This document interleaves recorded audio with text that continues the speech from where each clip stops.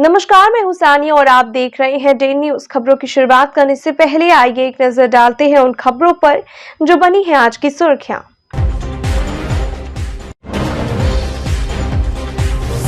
लाठी और फूलों का गुलदस्ता लेकर प्रदर्शन करने वाले शिक्षकों पर के पाठक ने दर्ज कराया एफआईआर।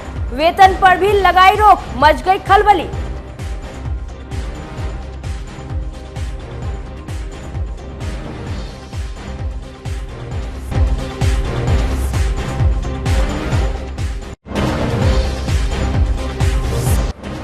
देवर के प्यार में पागल हुई महिला, पति और बच्चों को छोड़कर हो गई फरार। 4 साल बाद महिला को अकेले छोड़ देवर लौट गया घर, तो लगा रही है अधिकारियों का चक्कर।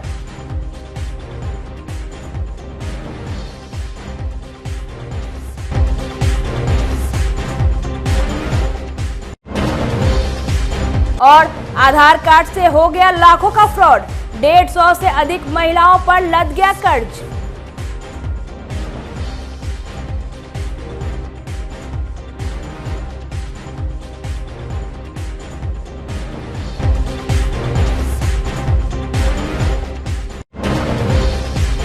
तो ये थी आज की सुर्खियां और अब खबरें विस्तार से।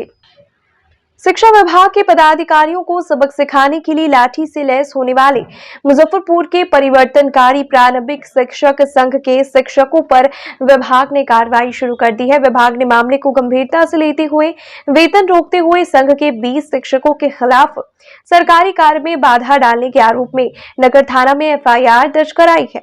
वीडियो कॉन्फ्रेंसिंग के जरिए मिले आदेश के बाद स्थानीय जिला शिक्षा पदाधिकारी के कार्यालय से इस आशय का आवेदन नगर थाना प्रभारी विजय कुमार सिंह को भेजा गया।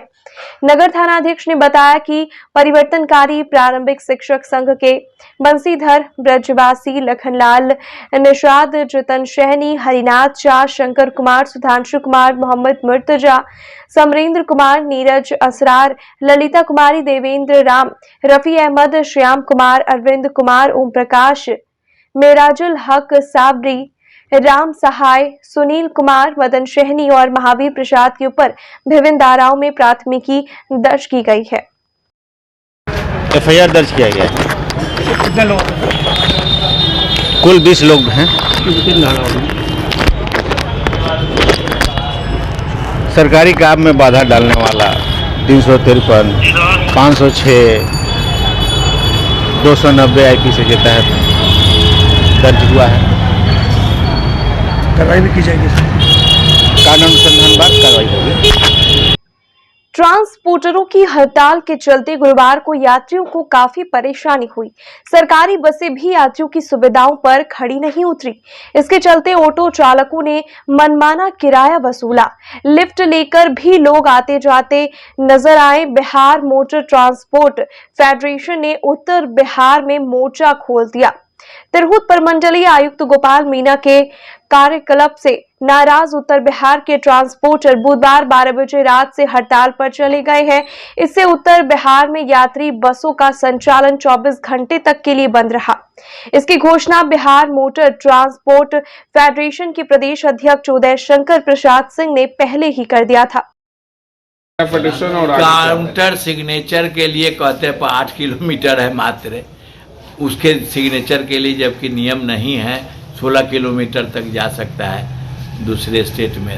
ये तो बगल का है, ऐसा नहीं करना चाहिए। और ख़ास करके 10,000 रुपया जुर्माना और परमिट कैंसिल कर देना, तरह तरह से टॉर्चर करना। क्या है तो 1 दिवसीय बंदी है। उसके बाद 30 अप्रैल से अगर सरकार ये अपने स्तर से नहीं करेगी तो हम लोग देखेंगे। प्यार में धोखे की कहानियां अक्सर सामने आती रहती है, जिसे लोग प्यार समझते हैं। कभी कभी वो छलावा भी निकलता है। ऐसा ही एक छलावा मुजफ्फरपुर की एक शादीशुदा महिला के साथ हुआ। देवर के प्यार में एक भाभी ने रिश्ते को ताक पर रख पति और 3 बच्चों को ही छोड़ दिया। देवर के साथ पति पत्नी की तरह रहने लगी, लेकिन अब देवर ने मुंह मोड़ लिया है। किराए के मकान में अकेला छोड़कर फरार हो गया। अब न्याय पाने के लिए महिला दर दर भटक रही है। पूरा मामला अहियापुर थाना क्षेत्र के सहबाजपुर का है। असम की रहने वाली निशा की 2014 में पूरे रीति रिवाज के साथ चंदू से शादी हुई थी। शादी के बाद 3 बच्चे भी हुए। इस बीच भाभी का दिल देवर पर आ गया। 1 साल तक लुका छिपी चलता रहा। चालाक भाभी पति को भनक तक नहीं लगने दी। इसी बीच मौका पाकर भाभी अपने देवर संग फरार हो गई। दोनों किराए के मकान में पति पत्नी की तरह रहने लगे। दोनों मंदिर में शादी भी कर ली। 4 साल तक किराए के मकान में रहने के बाद एक दिन देवर चुपके से निकल गया। महिला का कहना है कि माँ बाप के कहने पर छोड़ दिया है।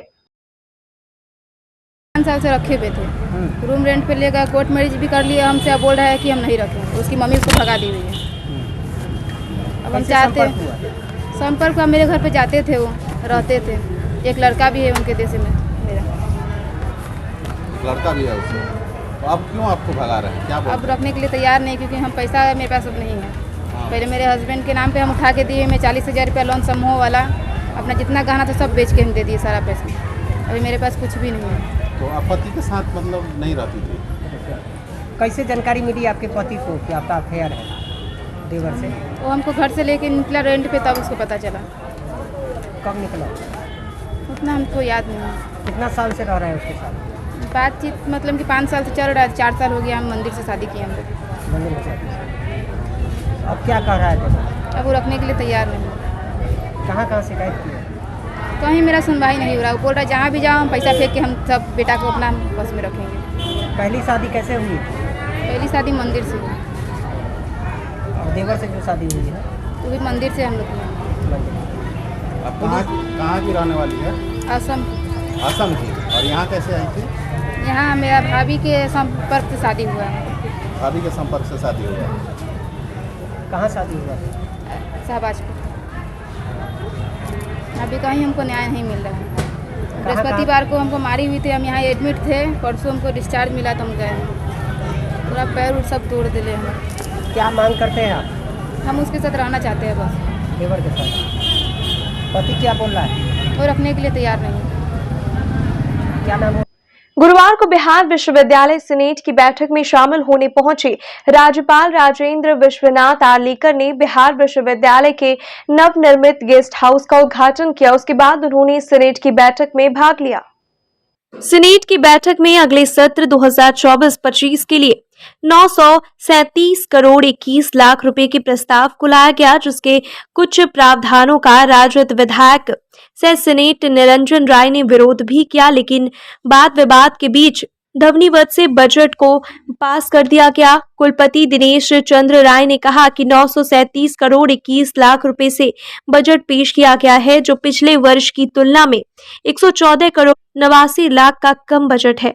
बिहार विश्वविद्यालय सभी मध्याह्नों से 163 करोड़ 35 लाख रुपए की आय अगले वित्तीय वर्ष में करेगी। वेतन भत्ता, सेवांतक लाभ, आकस्मिक व्यय आदि पर अगले वित्तीय वर्ष में 278 करोड़ 86 लाख रुपए खर्च किए जाएंगे और व्यावसायिक पाठ्यक्रमों पर 5 करोड़ 20 लाख रुपए खर्च किया जाएगा। पिछले सत्र 2023-24 में बिहार विश्वविद्यालय का कुल बजट 1052 करोड़ 10 लाख रुपए का था। कुलपति दिनेश चंद्र राय ने कहा कि विश्वविद्यालय की नेक में ग्रेडिंग अपेक्षा के अनुसार नहीं है। बेहतर ग्रेड के लिए उन्होंने शिक्षकों को अधिक से अधिक रिसर्च वर्क पर ध्यान देने को कहा है। राज्यपाल राजेंद्र विश्वनाथ आर्लेकर ने अपने अभिभाषण के दौरान विश्वविद्यालय के लिए 6 चुनौतियां गिनाई। उन्होंने कहा कि शोध और इनोवेशन सबसे बड़ी चुनौती है। मैंने यहाँ के बजट के इसलिए में आप चर्चा कर रहे थे और उसमें मैंने अनेक विषयों का मैंने अध्ययन करने का प्रयास किया, मैं समझने का मैंने प्रयास किया। हमारे यहाँ के प्रदेश की विश्वविद्यालय की परीक्षाएं डिले क्यों होती हैं, क्या उसका कारण है मुझे पता नहीं। कि हमारे बच्चे जो हैं वो बच्चे कुछ विश्वास के साथ यहाँ एडमिशन लेते हैं, अपना नामांकन करवाते हैं।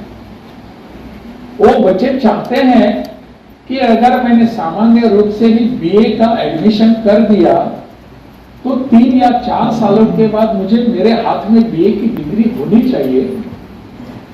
लेकिन दुर्भाग्य है हमारे बच्चों का इस प्रदेश के कि हमको ये सब मिलता नहीं 4 वर्षों के बाद या 3 वर्षों के बाद, उनको 6 साल गुजारने पड़ते हैं। क्यों? क्या हमारे बच्चों ने, जो हमारा इस देश का, हमारे प्रदेश के भविष्य है, उन्होंने क्या ऐसा काम किया है, क्या ऐसा पाप किया है कि उनके हाथों में 4 सालों के बाद डिग्री नहीं मिलती? क्या कारण है? हम अब सभी इस अधिसभा के सदस्य होने के नाते हम सबका दायित्व बनता है। दोषी अगर कौन है तो हम हैं इस अधिसभा के सदस्य। उन बच्चों ने क्या बिगाड़ा था? उनका भविष्य बिगाड़ने का अधिकार हमको है क्या? बिल्कुल नहीं है। उनको समय पर परीक्षा होनी चाहिए, उन सब बच्चों की उनका समय पर मूल्यांकन होना चाहिए और समय पर उनकी डिग्री का सर्टिफिकेट उनके हाथ में होना चाहिए, ताकि आने वाली शिक्षा वो हमारे बच्चे कर पाए। और इसी के कारण हमारे बच्चे बाहर जाते हैं, बिहार के बाहर जाकर पढ़ाई करते हैं। बिहार के बाहर जाते हैं, कोई चेन्नई में जाता है, कोई बेंगलुरु में जाता है, कोई बेंगलोर में जाता है, कोई हैदराबाद में जाता है, कोई मुंबई में जाता है, कोई पुणे में जाता है, दिल्ली में जाते हैं, और कहां जाते हैं। हमारे इस प्रदेश की ऐसी एक ख्याति थी पूरे विश्व भर में कि अगर पूरे विश्व भर में लर्निंग सेंटर कहां है तो वो बिहार में है। नालंदा का हम नाम लेते हैं, विक्रमशिला का नाम लेते हैं। आज पूरे विश्व भर में वहां से लोग आते थे ना उस समय पढ़ाई करने के लिए, केवल अपने देश से नहीं विश्व भर से आते थे। आज ये अवस्था क्यों आ गई? हमारे बच्चे बाहर क्यों जाते हैं? मुझे लगता है इस पर हमको चिंतन करने की आवश्यकता है। ये आज हमारी सीनेट की बैठक थी और मेरे कुलपति कार्यकाल की पहली बैठक थी। हमारे लिए अनुभव नया था क्योंकि मैं बीएचयू से आया था। बीएचयू वगैरह में तो सीनेट नहीं है, तो सीनेट की बैठक और महामहिम की अध्यक्षता में हुई, तो यह हमारे लिए बहुत सौभाग्य की बात थी। सारा बैठक बड़ा स्मूथली चला और हमारा बजट वगैरह सब स्मूथली पास हो गया। तो हम इस विश्वविद्यालय के सारे अधिकारियों का, कर्मचारियों का, आपके मीडिया भाइयों का, आप सब लोगों को बहुत धन्यवाद करते हैं। पिछले वर्ष से 100 करोड़ कम का अगर पैसा कम हो गया तो इसके लिए तो आप हमको बधाई दीजिए कि बजट हमने कम किया।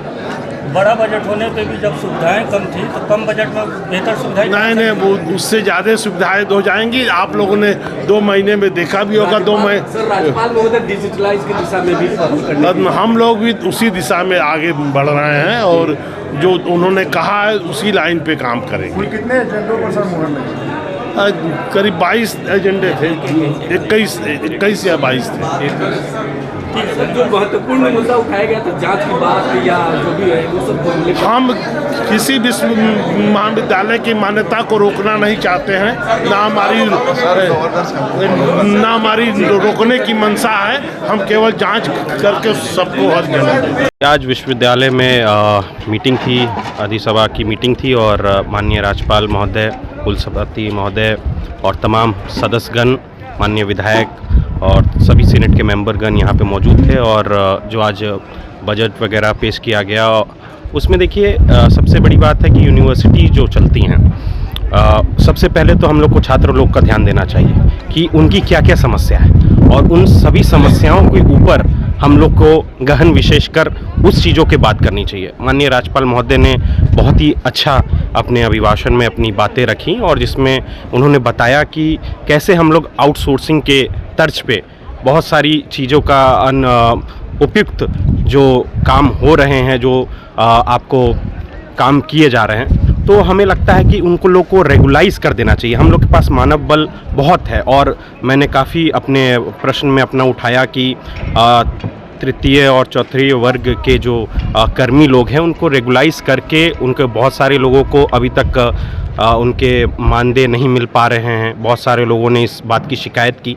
तो कहीं भी यूनिवर्सिटीज़ की जो पत्राचार प्रक्रिया है और जो प्राचार्य लोग हैं उस पे ध्यान दें और रोस्टर के हिसाब से ही बहाली की प्रक्रिया इसमें की जाए, क्योंकि देखा जा रहा है कि किसी जो रोस्टर के हिसाब से नहीं प्रक्रिया करने के कारण बहुत सारी असंतुष्टि पैदा हो रही है। और ख़ासकर मैंने अपनी बात में ये रखा कि मैनेजमेंट और PCA कोर्स जो है इसको रेगुलाइज किया जाए और डिस्टेंस लर्निंग ना किया जाए इसको। तो यही सब वहाँ पे बातें हुई हमारी और मुझे लगता है कि खुशी है इस बात की, प्रथम बार यहाँ पे आया और मुझे इस बात का भी हम लोगों ने इस प्रश्न उठाया कि 2 बार मीटिंग होती है और जल्द से जल्द हम लोग रेगुलाइज तरीक़ों से अपने स्टूडेंट्स के जो भी समाधान हैं, उनकी जो भी दिक्कतें हैं उस पे हम लोग जल्द कुलपति के साथ हम माननीय लोग जो हैं उनसे बात विमर्श करेंगे और जल्द से जल्द इस पे निष्पादन भी करेंगे। भीमराव अंबेडकर बिहार विश्वविद्यालय में सीनेट की बैठक आयोजित की गई थी, जिसके अध्यक्षता के हम लोगों के जो गवर्नर साहब हैं उन्होंने अध्यक्षता की, वो कुलाधिपति महोदय। और उसमें जो बिहार विश्वविद्यालय में लंबे समय से जो व्याप्त जो भ्रष्टाचार है, जो अनियमितता है, यहाँ जो UGC का नियम या विश्वविद्यालय का नियम या जो भी सरकारी नियम है उसकी अवहेलना करके जो यहाँ काम किया जा रहा है, विश्वविद्यालय में भारी अनियमितता व्याप्त है। इसके संदर्भ में हमने अपनी बातों को रखा, चाहे वो 5 साल से अधिक जो नियम है कि 5 साल से अधिक किन्हीं को प्रिंसिपल नहीं रहना है, 5 साल से अधिक से प्रिंसिपल हैं, या फिर आपको एक ही लोग एक ही जैसे ये जो वर्तमान में VC हैं TC राइजी आने के साथ अपने एक ही चाहे प्रॉक्टर हो या फिर रजिस्ट्रार हो या वो CCTC सभी 5-6 लोगों का इस तरह से पदाधिकारियों का एक साथ जो इन्होंने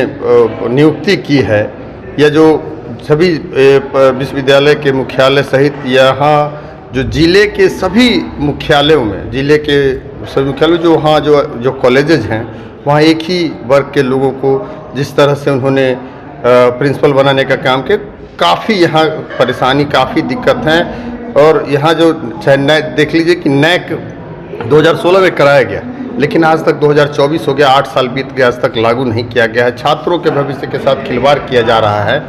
तो हमने इन सारी मुद्दों को रखने का काम किया है कि और उसके संदर्भ में पूरे लिखित रूप से जो नियम है उसके साथ सब पूरी चीज़ लिखित रूप से कुलाधिपति महोदय को हमने देने का काम किया है कि निश्चित रूप से इस पर कार्रवाई, इस पर जांच हो और जांचों उपरांत निश्चित रूप से जो दोषी लोग हैं उन पर कार्रवाई। सर एक मिनट, शिक्षा विभाग और राजभवन के बीच लगातार टकराव हो रहा है और उससे भी कहीं न कहीं जो विश्वविद्यालयों की जो शैक्षणिक माहौल है उस पर प्रभावित हो रही है, उसको किस रूप में आप देखते हैं? वो टकराव का वो नहीं, लेकिन जो देखिए टकराव एक अपनी जगह है, लेकिन बिहार विश्वविद्यालय के बारे में आप अच्छी तरह से जानते हैं, जो ऐतिहासिक बिहार विश्वविद्यालय है, यहाँ जिस तरह से व्याप्त यहाँ अनियमितता जो भारी रूप से व्याप्त है, और यहाँ से पूर्व के भी जो कुलपति थे हनुमान पांडे जी ने जो उस समय बहाली की थी 3rd ग्रेड 4th ग्रेड का, उसमें नियम है कि 10 साल जो लोग काम करते हैं उनको उस हिसाब से फिर समान काम समान वेतन, उसमें कुछ चहेते लोगों को समान काम समान वेतन की तरह उनको दे दिया गया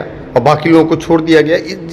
यहाँ जो व्यापक भ्रष्टाचार है, यहाँ जो अनियमितता है, उसके संदर्भ में हमने सारी बातों को रखने का काम किया है। हम वो आपको पूरे डिटेल हम आपको दे रहे हैं, जो हमने उनको रखने का काम किया और जो हमने माननीय कुलाधिपति महोदय को देने का काम किया। हर साल मार्च के दूसरे गुरुवार को वर्ल्ड किडनी डे के रूप में मनाया जाता है। इस बार 14 मार्च को विश्व किडनी दिवस है। किडनी रोग एक गंभीर समस्या है जिसमें किडनी धीरे धीरे काम करना बंद कर देती है। इससे शरीर के सभी अंग और उनकी कार्य प्रणाली प्रभावित होने लगती है।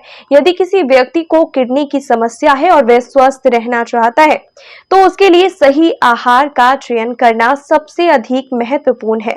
स्वस्थ आहार किडनी के लिए कारगर होता है। स्वस्थ आहार किडनी को स्वस्थ और मजबूत बनाए रखने में मदद कर सकता है। वर्ल्ड किडनी डे पर एक्सपर्ट से जानते हैं कि किडनी के मरीजों को किस तरह की सतर्कता बरतनी चाहिए। अभी ये जैसा आप सही बोल रहे हैं, शुगर और किडनी के पेशेंट बहुत ज़्यादा आ रहे हैं, बेसिकली किडनी के बीमारी का ओरिजिन होने का कारण, मेजर कारण है शुगर और ब्लड प्रेशर। और शुगर और ब्लड प्रेशर आज के टाइम में एक लाइफ स्टाइल डिजीज़ हो गया है। तो आज के टाइम में इसका प्रेवलेंस बहुत बढ़ गया है। बहुत से कारण भी है, बहुत से कारण है, जिसमें एक कारण है कि बहुत से लोगों का सेडेंटरी लाइफ स्टाइल हो गया है, स्ट्रेस लेवल काफ़ी बढ़ गया हुआ है। तो आज के टाइम में जो पहले ओल्डर एज में डायबिटीज़ होता था वो काफ़ी यंग एज में डायबिटीज़ होने लगा है, ब्लड प्रेशर होने लगा है। और दुनिया भर में मुख्यतः 70 to 80% किडनी बीमारी का कारण डायबिटीज़ और ब्लड प्रेशर है।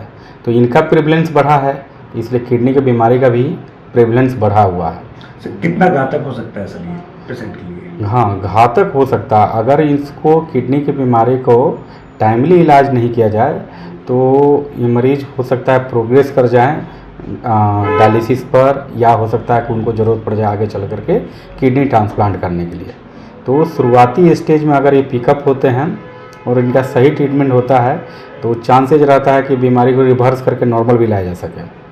कैसे पहचाने कि किडनी से संबंधित कोई बीमारियां शुरू हो चुकी हैं जो आपसे संपर्क करें? हाँ, जनरली अगर कोई आदमी को अगर लगता है कि पैर में सूजन आ रहा है, पेशाब के कलर में चेंज हो रहा है, या पेशाब कम हो रहा है, या पेशाब में मतलब इस तरह प्रोटीन आ रहा है, बहुत ज़्यादा झाग आ रहा है, खून की कमी हो रही है, वोमिटिंग हो रहा है, खाना पच नहीं रहा है, बहुत ज़्यादा जल्दी थकावट हो रहा है, और जिसके घर में किडनी की बीमारी है या ऑलरेडी मरीज डायबिटीज़ है, ब्लड प्रेशर है, जिसका ब्लड प्रेशर और डायबिटीज़ कंट्रोल नहीं है, तो ऐसे मरीज़ को सस्पेक्ट करना चाहिए कि किडनी की बीमारी हो गई है और उनको अपना नेफ्रोलॉजिस्ट से राय लेना चाहिए, किडनी स्पेशलिस्ट डॉक्टर से राय लेना चाहिए। आज वर्ल्ड किडनी डे है तो क्या संदेश रहेगा लोगों को, कैसे बचे किडनी संबंधित बीमारी? तो जैसा कि है कि आज 14 मार्च को पूरे विश्व भर में वर्ल्ड किडनी डे मनाया जाता है। बेसिकली ये मार्च महीने के दूसरे बृहस्पतिवार को, थर्सडे को, ये वर्ल्ड वाइड किडनी डे मनाया जाता है। और इस साल 2024 का थीम है महाराणा प्रताप सेवा संस्थान के संरक्षक लाल बाबू सिंह की धर्मपत्नी समाज सेवी सुशीला सिंह की 9वीं पुण्यतिथि पर मुजफ्फरपुर के स्टेशन रोड स्थित राम जानकी मंदिर परिसर में श्रद्धांजलि सभा का आयोजन किया गया, जिसमें उपस्थित लोगों ने 2 मिनट का मौन रखकर श्रद्धांजलि अर्पित की। साथ ही हजारों के बीच महाप्रसाद का वितरण किया गया। संस्था के संरक्षक लाल बाबू सिंह ने कहा कि उनके अधूरे कार्यों को पूरा करना ही सच्ची श्रद्धांजलि होगी। मौके पर मोहन प्रसाद सिन्हा, उमेश नारायण सिंह, मुकेश कुमार सिंह, अरुण कुमार सहित उनके परिवार के सदस्य मौजूद रहे।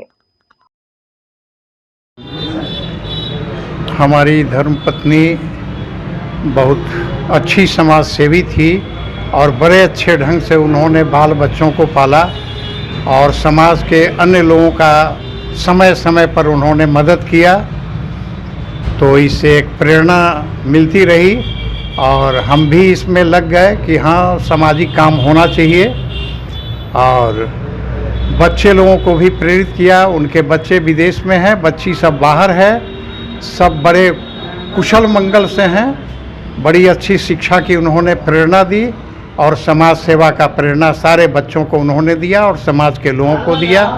तो आज हम लोग उनके आत्मा के शांति के लिए 9वां पुण्यतिथि यहाँ मना रहे हैं और यहाँ पर एक महाप्रसाद का आयोजन किया गया, जो हजारों लोग अपना आए और प्रसाद ग्रहण किए हैं और कर ही रहे हैं। संस्थान के मुख्य संरक्षक वरिष्ठ समाज सेवी परम आदरणीय लाल बाबू सिंह जी की धर्मपत्नी स्वर्गीय सुशीला सिंह जी की 9वीं पुण्यतिथि है। 9 वर्षों से लाल बाबू जी विभिन्न स्थानों पर लेप्रोसी मिशन अस्पताल में, अपने घर पर शोक सभा, श्रद्धांजलि सभा का आयोजन कर दरिद्र नारायण का भोज करते थे। लेप्रोसी मिशन में भी एक समय का पूरा भोजन की व्यवस्था किया करते थे कि दिवंगत आत्मा को शांति मिले। यह जो स्थान आप देख रहे हैं, यह मंदिर ये लाल बाबू सिंह जी की पूर्वजों की है। इनके नाना जी ने इसका निर्माण कराया था, लेकिन इधर कुछ वर्षों से इस मंदिर की हालत काफ़ी दयनीय हो गई थी, जीर्ण शीर्ण अवस्था में हो गया था। तो लाल बाबू जी को प्रेरणा मिली। इनके एक पुत्र विदेश में हैं, उनका बड़ा सहयोग रहा।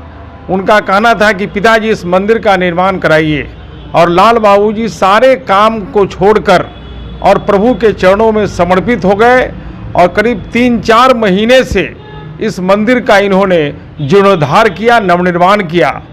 इसका आज इसी स्थान पर इनकी दिली इच्छा हुई कि नहीं, हम जो लेप्रोसी मिशन में और अपने घर पर जो कार्यक्रम करते हैं, क्यों नहीं हम इस धार्मिक स्थान पर करें। मुजफ्फरपुर के साहेबगंज राजेपुर ओपी पुलिस ने गुरुवार को जहूर गांव स्थित नहर के पास से गंभीर रूप से घायल 2 लोगों को उठाकर सीएचसी में भर्ती कराया। इमरजेंसी में तैनात डॉक्टर ने एक व्यक्ति को मृत घोषित कर दिया, वहीं दूसरे को एसकेएमसीएच रेफर कर दिया। बताया गया कि घायल व्यक्ति साहेबगंज के बैद्यनाथपुर का है।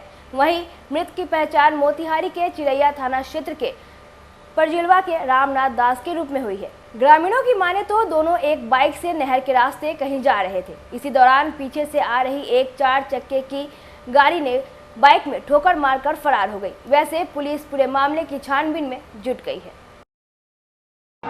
ये क्या करते थे रामनाथ? रामनाथ दास टीवी भी बनाते थे, टीवी डेक वो है ना, यही सब काम करते थे। तो यहाँ कैसे आए? यहाँ अब क्या था, हम लोग को तो था नहीं था, कैसे आया है नहीं आया है सर, हम लोग को तो मालूम। कैसे जानकारी हुई है? जानकारी हुआ, फोन किया था ना, तब जानकारी हुआ है सर जी, हाँ ऐसा ऐसा काम है। इनका शादी ब्याह हुआ था? जी सर। कितने बाल बच्चे? 3 ठो। कौन लगते हैं आपके? ये हमारा भतीजा लगेगा सर। जी सर। पुलिस फोन की थी आपको? जी सर। कौन फोन किया था आपको?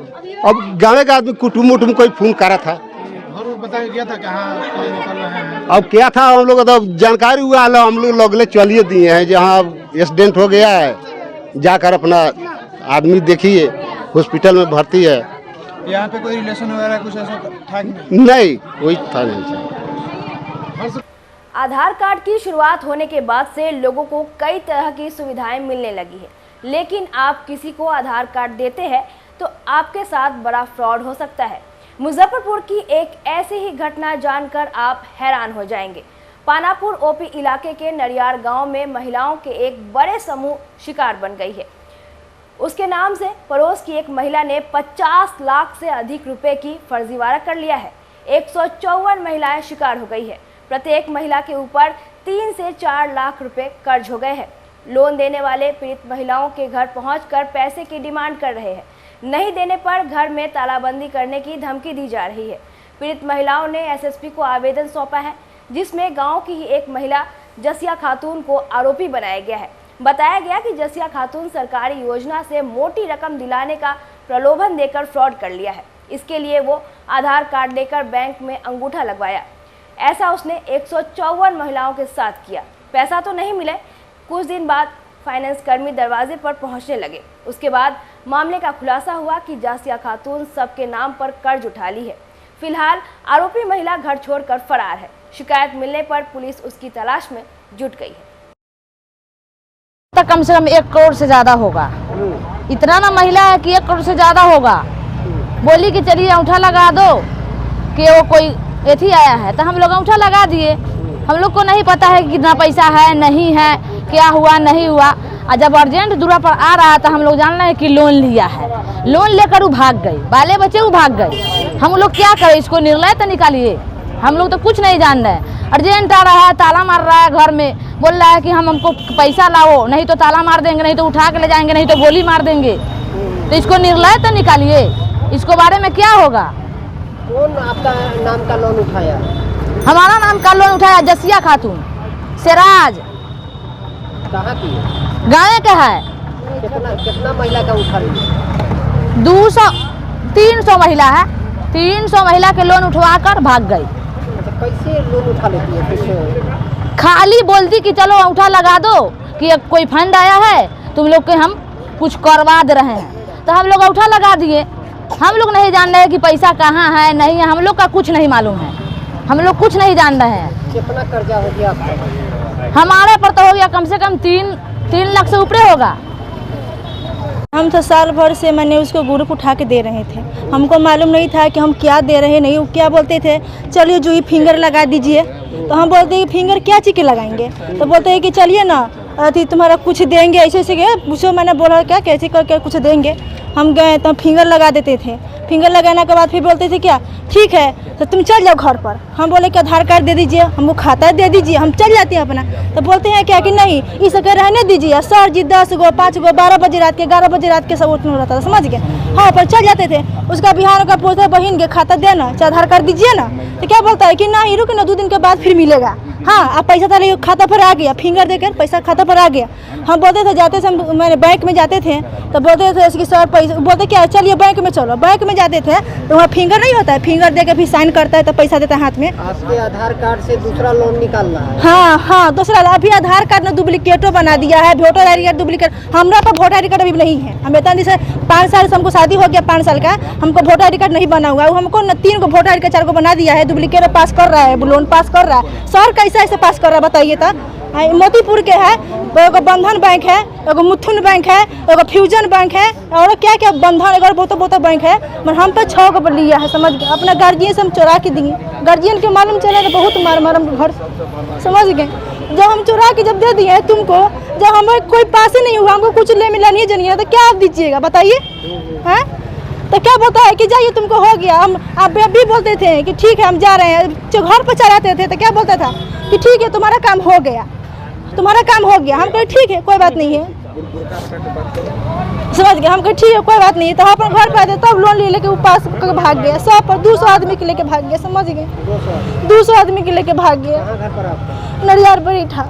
मुजफ्फरपुर में हाईवे पर खड़े एक ट्रक में आग लग गई। देखते ही देखते धुएं का गुब्बार उठने लगा।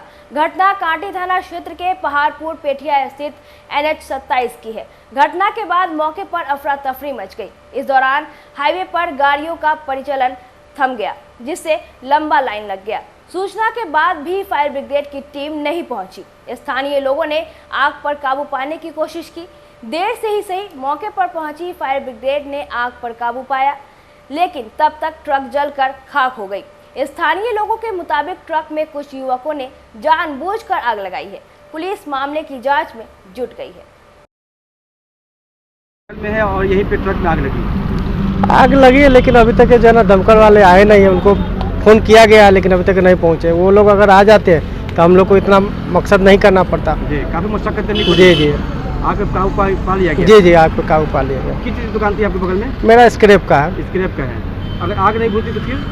आग नहीं बुझती तो बहुत ज़्यादा क्षति होती है, हम लोग को भी क्षति होता। आपको क्षति होता? जी जी। कब से गाड़ी खड़ी है यहाँ पे? यहाँ पे 10-15 दिन से खड़ी है। क्या नाम? बड़ी तो खड़ी थी ही, एक पागल था जो आया है कहीं से सिगरेट उगरेट पी के वो आग लगा दिया, जिसके कारण इसमें आग लग गई है। और यहाँ के जितने लेबर मजदूर थे मिल के सभी लोग आग को बुझाए हैं। और फायर वाला को तो फ़ोन किया गया लेकिन उस समय पर अभी तक पहुँचा नहीं, और हम लोग अभी भी उसका इंतजार कर रहे हैं। सभी लोग नहीं मिलते तो अभी न जाने और कितना ज़्यादा क्षति होता है। जी ट्रक यहाँ पे कब से खड़ी थी? ट्रक तो बहुत 5-10 दिन से खड़ी है यहीं पे? जी जी जी। अचानक आग लगी है उसमें? जी जी जी। प्रशासन देखे, एक तो मोबाइल वाला आया काटी थाना देखा और भाग गया। उसके बाद हम लोग फायर वाला को भी फ़ोन किए, फायर वाला भी अभी तक नहीं आया। अगल बगल में दुकानें भी है और जी जी जी अगल बगल में दुकानें भी है जी। और दुकान का ही फायर वाला सिलेंडर था, उससे हम लोग बुझाया, जिसके कारण इतना जल्दी आग पे काबू पाया गया। क्या और घना बस्ती भी है, चारों तरफ घना बस्ती भी है, इससे और कितना क्षति हो सकता था। संयुक्त किसान मोर्चा की ओर से दिल्ली के रामलीला मैदान में आयोजित किसान महापंचायत के समर्थन में गुरुवार को अखिल भारतीय किसान मजदूर सभा ने मुजफ्फरपुर के खुदीराम बोस स्मारक स्थल से समाहरणालय तक मार्च निकालकर केंद्र सरकार के खिलाफ जमकर नारेबाजी की। रुद्रराम ने कहा कि 2 साल पहले 700 किसानों ने अपनी कुर्बानी के बल पर किसान विरोधी 3 काले कानून वापस करने के लिए केंद्र की मोदी सरकार को बाध्य किया, लेकिन केंद्र सरकार ने कई मांगों को अभी तक पूरा नहीं किया है। उन्हीं मांगों को लेकर संयुक्त किसान मोर्चा ने किसान महापंचायत का आह्वान किया है, जिसके समर्थन में समर्थन मार्च निकाला गया।